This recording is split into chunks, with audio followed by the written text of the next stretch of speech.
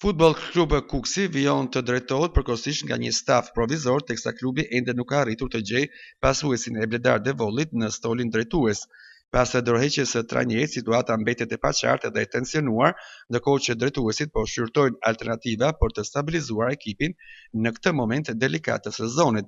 Drejtori i klubit, Asuel Dervishaj, ka konfirmuar për Panorama Sport se procesi është ende në fazë vlerësimi.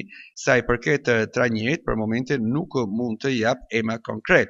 Kemi 3 deri në 4 alternativa në tavolinë, por ende nuk kemi marrë një vendim final. Besoj se në ditët në vijim do të ketë diçka më konkrete. Kuksi është një emër i madh dhe të gjithë do të japin maksimumin për të realizuar objektivin e qëndrimit. Kam besim se do t'ja dalim, ka thënë drejtori i klubit Asuel Dervishaj.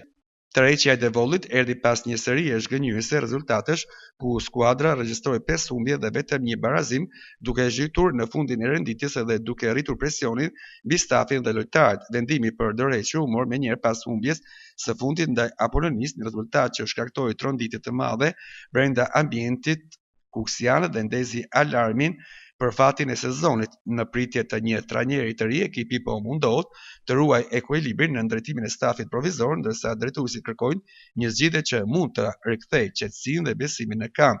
Javët në vijim pritet të jenë vendimtare për të ardhmen e klubit të Kuksit, me objektivin kryesor që mbetet mbijetesa dhe rikthimi i imazhit të Kuksit si një emër me peshë në futbollin shqiptar.